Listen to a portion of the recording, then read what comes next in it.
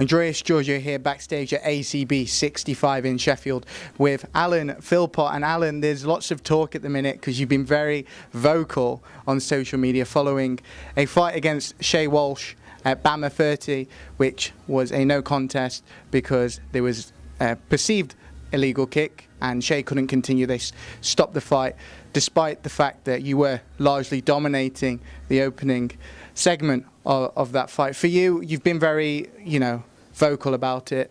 You were very unhappy about it. Was it the right decision? Yeah, of course. Well, don't know about that time. At the end of the day, his jaw was broke. I personally believe that it was broke before the shot.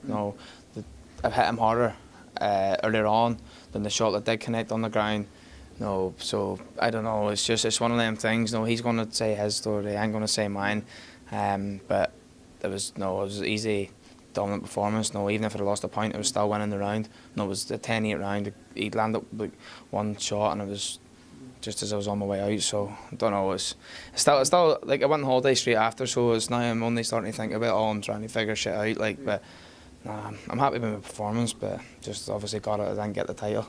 The end sequence of the fight with the kick he was obviously grounded. What was? Can you kind of explain what you were like? What was going on in your head at that point, and why you actually threw it? I was just totally in the zone the moment. Like when I hit him and he dropped, I was just waiting for him to come up, just to connect him on the way up. Obviously off the ground, but I was just too quick to fire. But I felt just as I threw it, I did feel myself pull back.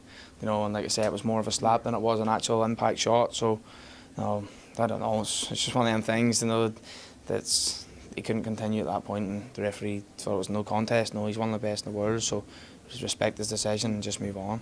Yeah. Obviously, you went on holiday after that, so I doubt there's been too many discussions between your camp and BAMMA. But what is the talk like at the minute between that? Well, we're in talks now. There's a couple of different promotions. It's actually in talks. I've got one fight left with BAMMA. They want to give me a new contract. There's other ones that's interested. So we'll just see wherever the money is now. I've got myself profile, got a bit of a name. I just proved that I'm the best striker in the division. So let's just see who comes in with the bigger pennies. Yeah. I mean, you are backstage at an ACB show. Is there anything? I'm just here to help out. We've been the guys from fighters. Do you know what I mean? Look, for you, I feel that, especially after the Tom fight, you didn't get the credit you really deserved because Tom is a world-class fighter and you held your own in there. And I think leading into the Shay fight as well, it was exactly the same for you. What do you feel you have to do in there to get the recognition that you deserve as, as you're saying, the best bantamweight? I think after the performance against Shay, I think that turned heads. From I fought Tom Duquesnoy in December.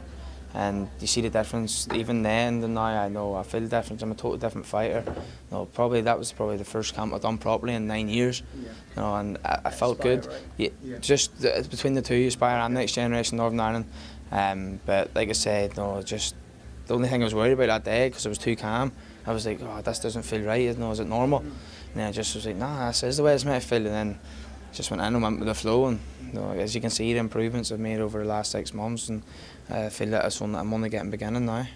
Massive improvements. I'll end with one final question because we've spoken a lot and you've always been very open about things have been difficult for you, and especially getting you mentally prepared for fights as well. For the Shay Walsh fight, do you feel that you were in the best position you've ever been in going into a fight? Yeah, definitely. I just started man up and stopped being a little bitch. I was letting things get to me that should never have been getting to me. I was letting other people decide whenever I was happy and wasn't. This is my life. This sport's what I want to do, so there's nothing stopping me or getting in the way anymore, and I'm just going to enjoy the journey. Alan, thank you very much. Can't wait to see that rematch. Hopefully it happens. Cheers, thank you.